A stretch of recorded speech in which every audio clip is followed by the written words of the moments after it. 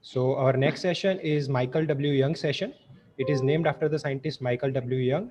He received the Nobel Prize in Physiology or Medicine in 2017 for the discovery of molecular mechanisms controlling the circadian rhythm. Now I'd like to welcome our chairpersons for this session. Our chairpersons are Dr. Kiran Shah from Vadodara and Dr. Rajesh Shah from Ahmedabad. I would request our chairpersons to introduce our speakers. Okay, so here we have our first speaker, Dr. Mayur Patel. He has done MD, PhD, MNAMS, and FIAMS. He is a chairman and chief diabetologist at Swasthya Diabetes Specialty Center. Please, Mayur sir. Respected chairpersons and friends, at the outset, on behalf of organizing committee, I thank you all for your overwhelming response and active participation. My topic is tailoring treatment based on diabetes comorbidities. Majority of the type 2 diabetic people, they have either non-alcoholic fatty liver disease or chronic kidney disease or cardiovascular disease, which include coronary artery disease, which may lead to angina, myocardial infarction, and heart failure. They may have stroke, TIA, peripheral artery disease, and aortic disease. Therefore, it is very essential to tailor-made treatment in this type of people having type 2 diabetes. Non-alcoholic fatty liver disease is one of the most common forms of chronic liver disease. In India, if we look at the incidence rate, in general population, it is 9 to 32%. And Dr. Kalda and his team, they have observed, and people with type 2 diabetes, the prevalence of NAFLD varying from 44.1% in Western India to 72.4% in northern states. They also noted that prevalence of NAFLD increased with the increasing age.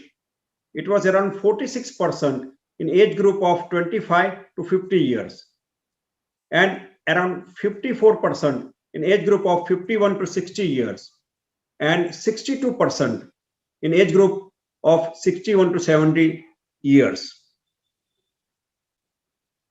Fatty liver, when identified, if there is absence of alcohol abuse or competing causes, then it is called non-alcoholic fatty liver disease. If there is steatosis with inflammation and ballooning and or lobular fibrosis, then it is called non-alcoholic steatohepatitis. If there is steatosis but no inflammation, ballooning or fibrosis, then it is called non-alcoholic fatty liver. It is important to note that there is a progression and regression, or there are chances that progression regressions are possible between NASH and NAFL. From NASH, there is a risk of cirrhosis as well as hepatocellular carcinoma. Therefore, people with type 2 diabetes or pre-diabetic conditions with elevated liver enzymes or fatty liver on ultrasonography should be evaluated for a presence of NASH or liver fibrosis. The gold standard diagnostic test is liver biopsy. Again, it is very important to note that there is no single biochemical marker that can confirm a diagnosis of NAFLD or distinguish between steatosis, NASH, and cirrhosis. Although mildly elevated serum aminotransferase levels are the primary abnormality seen in patients with NAFLD, liver enzymes may be normal in up to 78% of patients with NAFLD.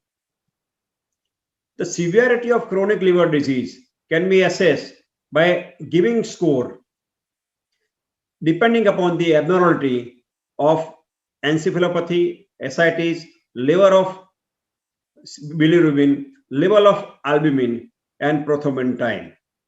If total score is between 5 to 6, that is considered as a group A and mild severity. If it is 7 to 9, It is considered as group B and moderate severity. And if it is 10 to 15, then group C, and it is considered severe liver disease. As far as the treatment of NASH is concerned, it is very important to note that cardiovascular mortality is higher in patients with NASH. Therefore, it is very essential to control cardiovascular risk factors, which include glucose control, blood pressure control, and lipid lowering therapy. For glucose control, metformin is a first line of treatment, and if there is still elevated HbA1c, then you may add pioglitazone, GLP-1 receptor agonist, and or SGLT2 inhibitors. For blood pressure control, it is advisable to initiate with ARB or AC inhibitors as first line of therapy. Still elevated blood pressure, then second line of therapies. For lipid lowering therapy, statins are the gold standards. Still there is elevated triglyceride and low HDL, then you may add fibrates.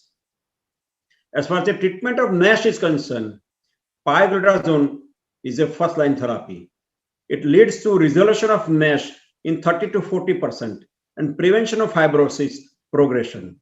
In addition, it has extrahepatic effect like reversal of insulin resistance, improved lipid panel that to reduce the triglyceride and increase the HDL level.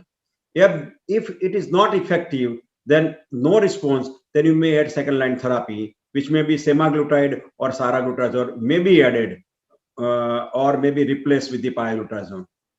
As far as the lifestyle intervention is concerned, we should encourage patients to reduce the weight by 8 to 10%.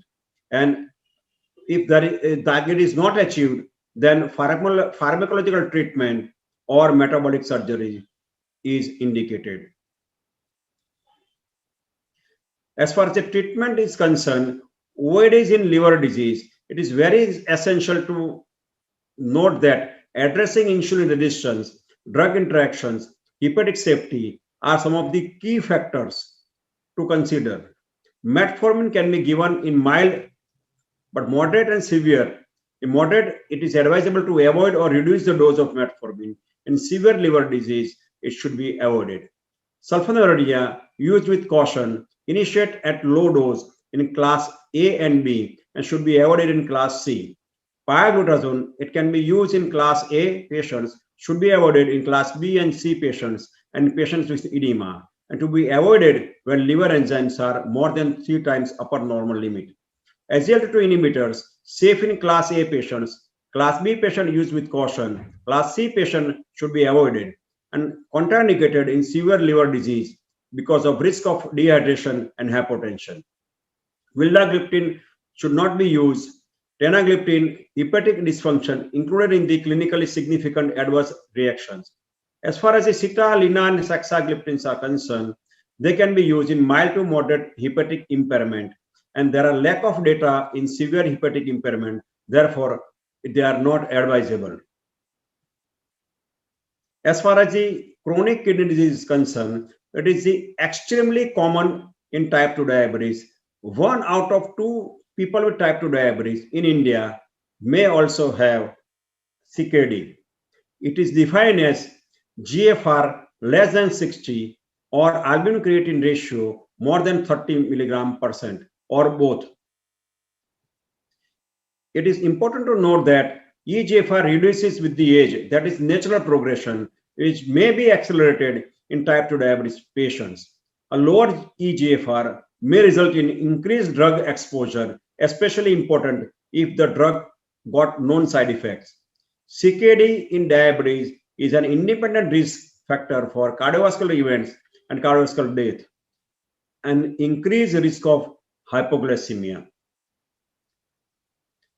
Major guidelines, they recommend assessment of kidney function at diagnosis and assessment annually thereafter. It is always advisable to measure serum creatinine and calculate eGFR. It is also advisable to measure urinary albumin creatinine ratio, and CKD is staged on the basis of raised urinary albumin creatinine ratio or reduced eGFR, that is less than 60 per ml per minute. And eGFR can be calculated from CKD PI or MDRD equations. Albuminuria can be categorized according to the severity. If it is between 30 to 300, that is called microalbuminuria. If it is more than 300, that is called macroalbuminuria. The GFR stages, if it is more than 90 or equal to 90, it is called high and optimal GFR stage 1. If it is between 60 to 89, it is considered stage 2 mild. 45 to 59, considered mild to moderate, stage 3A. GFR between 30 to 44, then it is moderate to severe, stage 3B. Between 15 to 29, considered severe, stage 4. It is very essential to note that even if GFR is more than 60, more than 90, people or patients may have moderate to severe risk of CKD. And there are chances that these people may have many other diseases or non-diabetic disease leading to albuminuria. And therefore, it is very essential to measure both eGFR as well as the proteinuria. Otherwise, you may end up in a trouble. As far as the target HbA1c is concerned, it is always advisable to keep HbA1c 7 or less for most of the patients. But for patients having at high risk of hypoglycemia with comorbid conditions and limited life expectancy, you may target HbA1c above 7. Again, it is very important to note that there is a discord between evidence and practices. MAP study, just 10.6% of type 2 diabetes patients, Asian Indian patients with microalbuminuria achieved blood pressure target below 130 by 80 and mean HbA1c level of 7.9%. In an international diabetes management practice study, they noted that in Asia, 35.8% of type 2 diabetic patients studied had microalbuminuria, and just 37.3% achieved the HbA1c target, that is less than 7%. And only 4.7% of patients in Asia attend all three treatment targets, that is glucose, cholesterol, and blood pressure control. Again, what should be our most important consideration for managing type 2 diabetic patients having CKD? Effective glycemic control, that is again very essential. Safety, most OADs are effective in CKD, but some of them may have major adverse events. And organ protection, saving the kidney in the long run is the priority. It is important to note that for mild to moderate CKD, that is stage 2 and 3A, focus on glucose, good glucose control. But beyond that is stage 3B and 5, it is advised to focus on all three: good glycemic control, tolerability, and organ protection. SGLT2 inhibitors have demonstrated renal protection in long-term studies, but you may not see much glycemic lowering in this type of patients. As far as the OADs are concerned in CKD, metformin use up to below 60 eGFR. Don't initiate if eGFR is between 30 to 45, and the metformins are contraindicated if eGFR is less than 30. There is always a risk of lactic acidosis in CKD. As far as sulfonylurea is concerned, start with lower dose and titrate slowly in CKD, and there is always increased risk of hypoglycemia. As far as the pioglitazone is concerned, no dose adjustment required based on renal function alone. Increased risk of fluid retention, edema, and heart failure in CKD. For gliptins, can be used in all stages of CKD except in gliptin, and side effects are or contraindications are almost none. As far as the SGLT2 inhibitors are concerned, initiation and use not recommended if eGFR is less than 45, and increased risk of adverse events related to reduced intravascular volume and renal function should be kept in mind. As far as the use of AC inhibitors and ARB in type 2 diabetes patients with CKD are concerned, guideline says mandate use of AC inhibitors or ARB in people with advanced CKD, that is eGFR less than 60 and proteinuria more than 300 milligram per day to slow nephropathy progression. A rise in it, very important to note that a rise in serum creatinine of up to 30% of baseline with no hyperkalemia should be maintained, especially if BP is controlled. A very good study showing impact of AC inhibition on blood pressure and GFR. At the end of 5.6 years, if you note that with the use of AC inhibitor, there is gradual reduction in systolic blood pressure as well as GFR. At the end of 5.6 years, for 1 month, the AC inhibitors were taken off and replaced with the clonidine. So there was gradual increase in blood pressure as well as increase in the GFR. So people, they concluded that allow up to a 30% increase in serum creatinine after starting RAS blockade in the presence of BP control and absence of hyperglycemia. Therefore, should consider a use of daily potassium binder if RAS inhibitor indicated and hyperglycemia prevent their use. Stopping RAS inhibitors for perceived safety reasons fails to protect kidneys and increase cardiovascular risk. SGLT2 inhibitors should be used in people with eGFR less than 60 ml per minute down to at least 30 ml per minute, primarily for cardiorenal protection rather than glucose control.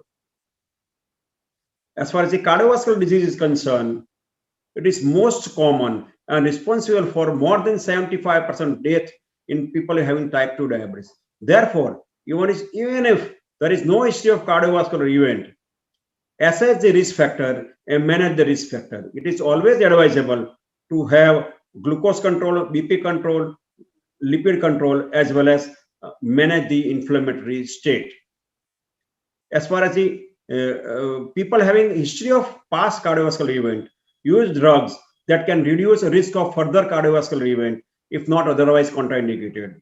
SGLT2 inhibitors may reduce events of heart failure, may also reduce cardiovascular mortality. Therefore, preferred choice if eGFR is adequate and if heart failure CKD predominates. Avoid drugs which may increase cardiovascular events, namely rosiglitazone, or heart failure, that is namely saxagliptin and glitazones. And it is a very essential or important to avoid hypoglycemia. Heart failure is an under-recognized but increasingly common complications of diabetes. When it occurs, it is associated with very poor prognosis. If you look at the heart failure impact of glucose-lowering drugs, it is very essential to note that glucose control itself doesn't appear to reduce heart failure risk. Insulin and sulfonylureas also appear to be neutral. And metformin, although it reduces the cardiovascular event, but still no randomized controlled trials. As far as the glitazones are concerned, they reduce the cardiovascular event, but at the same time increase the risk of heart failure. Post 2008, FDA guidance for CVOTs, 3 molecules, they came in the market, group of molecules, that is namely DP4 inhibitors, GLP-1 receptor agonists, and SGLT2 inhibitors. If you look at the CVOTs and the outcome conducted in people using DP4 inhibitors, severe conducted with saxagliptin, examine conducted with alogliptin, tacos in sitagliptin, carmelina and carolina with the linagliptin. They all were neutral. As far as the cardioseptic concerned, they were all neutral. But if we note at the heart failure with the saxagliptin, there was increased incidence of hospitalization due to heart failure, and to some extent with the alogliptin. If you look at the cardiovascular outcome trial with the SGLT2 inhibitors, EMPA-REG with the EMPA, CANVAS and CREDENCE with the canagliflozin, and DECLARE with the dapagliflozin. Except DAPA, they reduce the 3P MACE. But it is very important to note that As far as the hospitalization to heart failure is concerned, SGLT2 inhibitor, they consistently linked to reduce rates of heart failure hospitalization in patients with cardiovascular disease and or multiple risk factors, including those with or without a prior history of heart failure. As far as the COT is concerned, with the GLP-1 receptor agonist, leader with the liraglutide, sustain with 6 with the semaglutide, excel with the exenatide, and rewind with the dulaglutide. There was 3p MACE reduction with the lira, sema, as well as dulaglutide. But if you look at the hospitalization to heart failure, there is no convincing and consistent heart failure data yet with the GLP-1 receptor agonist. If you look at the stroke, diabetes associated with 1.5 to 3-fold increase in risk of stroke. Stroke rates low compared to cardiac event rates in trials. BP is most important stroke risk factor, but diabetes is important. Just under 1/3 of stroke patients have diabetes and half have insulin resistance. Drugs that improves primary cardiovascular outcome also reduces stroke risk. Acute treatment of blood glucose doesn't alter stroke volume. Stroke recurrence rates vary depending on etiology, but are around 25% at 10 years. Diabetes associated with 1.45-fold increase in stroke recurrence. People use pioglitazone to reduce the risk of myocardial infarction as well as stroke in people with previous history of stroke and TIA, but they have fear of increased fracture and weight gain. Therefore, they are a little bit hesitant in using pioglitazone. SGLT2 inhibitors are not so effective. GLP-1 receptor agonists appear to lower stroke risk. If you look at the guidelines, with the metformin and lifestyle modification, if patient is having atherosclerotic cardiovascular disease, whether they have established or indications of high risk, then it is advisable to use GLP-1 receptor agonist. And if it is not, then SGLT2 inhibitors with proven cardiovascular benefit if eGFR is adequate. If heart failure and CKD predominance, particularly LVEF less than 45 and CKD specifically eGFR between 30 to 60 or albumin-creatinine ratio more than 30 mg/% or particularly more than 300 mg/%, then SGLT2 inhibitors are preferred. And if SGLT2 inhibitors are not tolerated or contraindicated, then GLP-1 receptor agonists are preferred. Thanks for attention. If you have a question, please feel free to ask. Thank you so much, Dr. Mayur, sir.